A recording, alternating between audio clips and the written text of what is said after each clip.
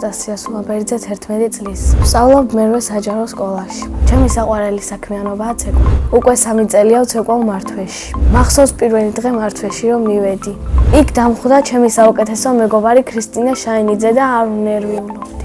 მასწავლებელი გავიცანი და დავიწყე ვარჯიში. ცეკვაში ყველაზე რთულია მთიულურის მაღალი და დაბალი ჩაკრულები. ადვილია რაჭულის მაღალი და დაბალი ჩაკრულები. მართვეში ჩემი მასწავლებლებია დარო და დავით სირაბიძე. უფრო მკაცრია დარო მასწავლებელი. დათო მასწავლებელი უფრო მხიარული და მეგობრულია.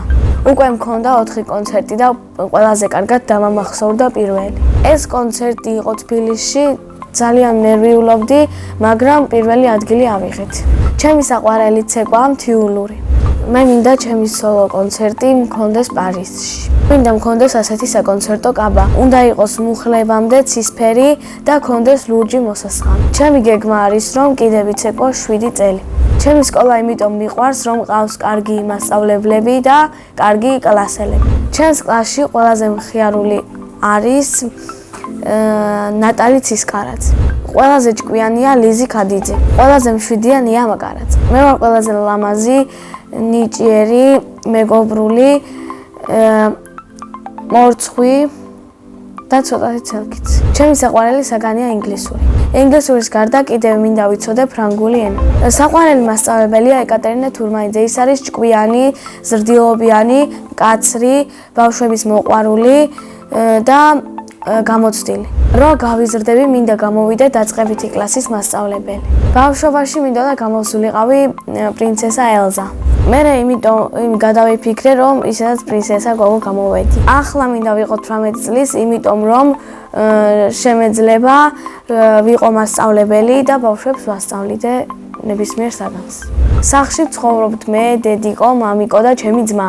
კიდევ მინდა მყავდეს ერთი და ჩემი ძმა არის 7 წლის და ჰქვია იოანი. ის არის ცელქი, ჭკვიანი და ნერვების მოშლელი.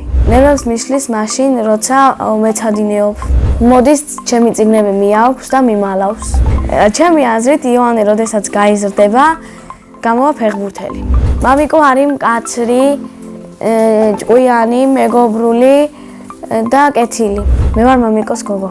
დედიკო არის ლამაზი, თბილი, ჭკვიანი და კეთილი. მე ვარ კარგი დიასახლისი. ასე იმიტომ მგონია რომ სახლის დალაგებაც არ მეზარება და საჭმელების გაკეთებაც ვიცი. პირველად საჭმელი რომ გავაკეთე, ვიყავი 9 წლის. ეს საჭმელი იყო სოუსი. ჩემი საყვარელი საჭმელია შემწვარი კარტოფილი. მიყვარს კითხვა თუ წიგნი საინტერესოა. ჩემი საყვარელი წიგნია ტომ სოიერის თავგადასავალი. საყვარელი ფილმია მარტო სახლში. მე რომ რეჟისორი ვიყო, ფილმს გადავიღებდი გოგონაზე, რომელსაც ძალიან უყვარს კითხვა. ამ ფილმს დავარქმევდი გოგონა წიგნით ხელში და მე შევასრულებდი მთავარ როლს. ჯადოსნური ჯოხი რომ მქონდეს, ბებიაჩემს გავაცოცხლებდი. სამოგზაუროდ სიამოვნებით წავიდოდი იტალიაში. ყვავილებიდან მე გავარ გვილილას. ჩემი ოცნების საჩუქარია პლანშეტი. წინა მონაწილემ დამიტოვა შეკითხვა. ვინ არის ყველაზე ცნობილი ადამიანი? ყველაზე ცნობილი ადამიანი არის ნინიკო მამარდაშვილი. ის არის გიორგი მამარდაშვილის და. შემდეგ მონაწილეს ვუტოვებ ასეთ შეკითხვას. მისი სახელი რო არ ერქვას, რა ერქმეოდა? მე მაგალითად ანასტასია რო არ მერქვას, მერქმეოდა ელენე. ჩემს შვილებს დავარქმევ ელენეს, მარიამს, გიორგის და ზუკას. ბედნიერება არის პლანშეტს რომ გაჩუქებენ, მეგობრებთან ერთად გართობა და კარგი ოჯახი.